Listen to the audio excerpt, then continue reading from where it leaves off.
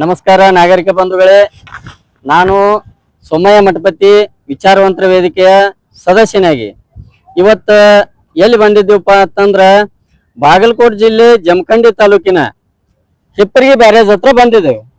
ಇಲ್ಲಿ ಬರಾಕ ಏನು ಕಾರಣಪ್ಪ ಅಂತಂದ್ರ ಇವೇನು ಕಾಣ್ತಾವ್ ನೋಡ್ರಿವ, ಸುಮಾರು 21 ಕ್ರಸ್ಟ್ ಗೇಟ್ಗಳು. ಇದಕ್ಕೆ ಕರ್ನಾಟಕ ಸರ್ಕಾರ ಇವತ್ತಿನ ದಿವಸ 42 ಕೋಟಿ ರೂಪಾಯಿ ಅನುದಾನವನ್ನ ಬಿಡುಗಡೆ ಮಾಡೈತಿ. ಎದಕ್ಕೆ ಬಿಡುಗಡೆ ಮಾಡೈತಿ ಅಂದ್ರೆ ಇವೆಲ್ಲ ಹಳಿ ಗೇಟ್ ಅದಾವ, ಬಿಡ್ದೋದವು, ಇದನ್ನ ಸ್ಟೀಲ್ ಗೇಟ್ ಮಾಡ್ಬೇಕಂತ ಹೇಳಿ ಅನುದಾನ ಬಿಡುಗಡೆ ಮಾಡೈತಿ. ಈ ಬಿಡುಗಡೆ ಅನುದಾನ ಆದದ್ದ ಗೇಟ್ ಬದಲಾಯಿಸೋಕ್ಕಿಂತ ಹೆಚ್ಚ ಕ್ರೆಡಿಟ್ಗೋಸ್ಕರ ಬಡದಾಡ್ಲಕತ್ತಾರ. ಆದ್ರೆ ಕ್ರೆಡಿಟ್ ತಗೊಳಕಂತ ವ್ಯಕ್ತಿಗಳು ಯಾರ್ಯಾರು ಇದ್ರೆ ಸ್ವಲ್ಪ ವಿಚಾರ ಮಾಡಿದಾರ. ಮೊದಲನೇದಾಗಿ ತೇರದಾಳ ಮತಕ್ಷೇತ್ರದ ಶಾಸಕರಾದಂತ ಸಿದ್ದು ಸೌದಿ, ಸ್ವಲ್ಪ ನೋಡ್ರಿ ಈ ಕಡೆಯವ್ರೆ. ನಾವು ಹೇಳೋದು ಏನತ್ತಂದ್ರ, ನೀವು ಬೈಸ್ವಾಡಿಗೆ ಬ್ರಿಡ್ಜ್ ಎಷ್ಟೋ ದಿನ ಆಯ್ತ ಚಾಲು ಆಗಿ, ಅದನ್ನೇ ಮಾಡ್ಕೊಂಡಿಲ್ಲ. ನಿಮ್ಮಲ್ಲಿ ಬನ್ನಟ್ಟಿ ದೊಡ್ಡ ಸಿಟಿ ತಾಲೂಕ್ ಆಗೈತಿ, ಸ್ವಲ್ಪ ಏನ್ರಿ ಸುಧಾರಣೆ ಮಾಡಿರಿ? ಏನೂ ಇಲ್ಲ. ನಿಮ್ಮ ಕ್ಷೇತ್ರದಾಗ ನೀವು ಸುಧಾರಣೆ ಮಾಡಿದ್ರಿ. ಇದು ಯಾವ ಕ್ಷೇತ್ರ ನೀವು ಅರ್ಥ ಮಾಡ್ಕೋರಿ, ನಾವು ಹೇಳಕ್ ಬರೋದಿಲ್ಲ. ಇನ್ನು ಎರಡನೇದಾಗಿ ಹೇಳ್ಬೇಕಂದ್ರ ಅಥಣಿ ಕ್ಷೇತ್ರದ ಜನಪ್ರಿಯ ಶಾಸಕರು, ಅತ್ಯಂತ ಪ್ರಭಾವಿ ನಾಯಕರು, ಆ ಭಾಗದ ಅಭಿವೃದ್ಧಿ ಹರಿಕಾರರು, ಸಾಹುಕಾರರು ಅತ್ ಏನೇನು ಬರೋದದಾವ.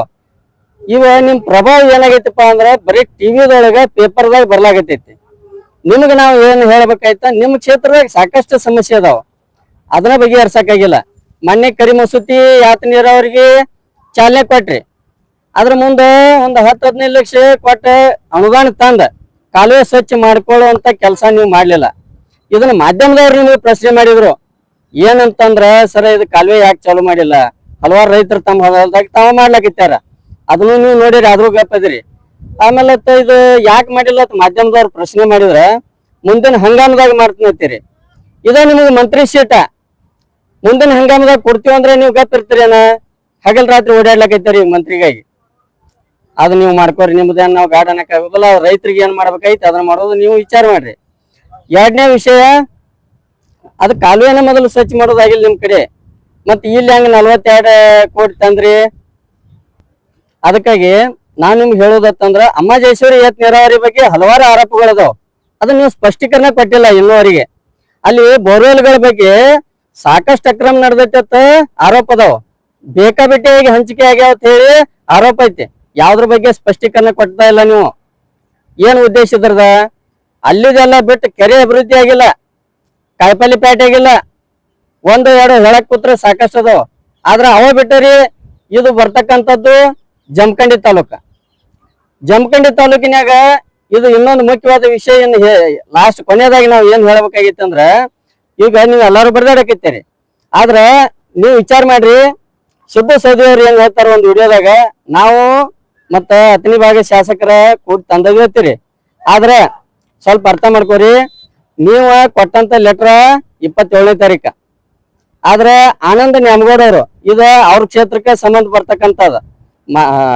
ಬಾಗಲಕೋಟೆ ಜಿಲ್ಲೆಯ ಜಮಖಂಡಿ ತಾಲೂಕಿನ ಇದು ಹಿಪ್ಪರಗಿ ಬ್ಯಾರೇಜ್ ಅವ್ರ ಕ್ಷೇತ್ರಕ್ಕೆ ಬರ್ತಕ್ಕಂಥದ್ದು, ಅವ್ರ ಮಾಜಿ ಶಾಸಕರು.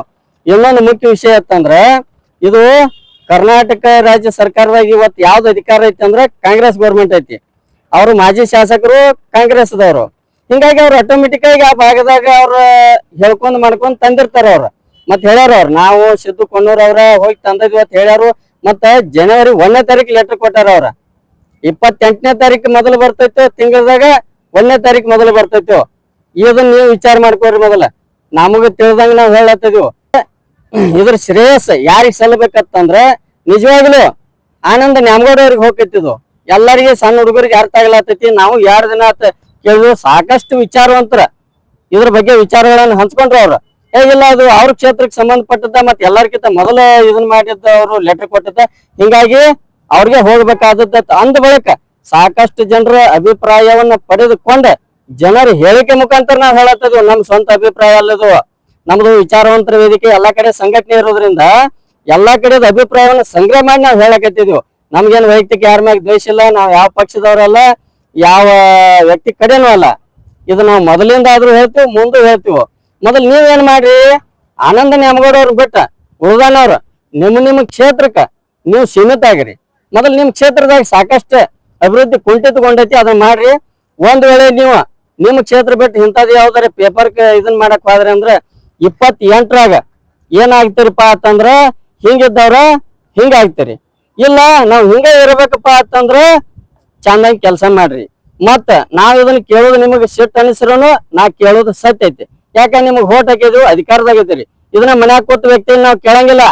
ನೀವ ಶಾಸಕರಿದ್ದೀರಿ, ಸಾರ್ವಜನಿಕ ಕೆಲಸ ಮಾಡ್ತಾನ ಅಂತ ಹೇಳಿ ಆಯ್ಕೆಯಾಗಿ ಬಂದವ್ರ ಇದ್ರಿ, ಮನಿ ಹೋಗಿ ಕಾಲ್ ಬಿದ್ದ ಹೋಟ್ ಕೇಳ್ಕೊಂಡ ಬಂದವ್ರ ಇದ್ರಿ. ಅದಕ್ಕಾಗಿ ನಾವ್ ನಿಮ್ಮನ್ನ ಪ್ರಶ್ನೆ ಮಾಡ್ತೀವಿ.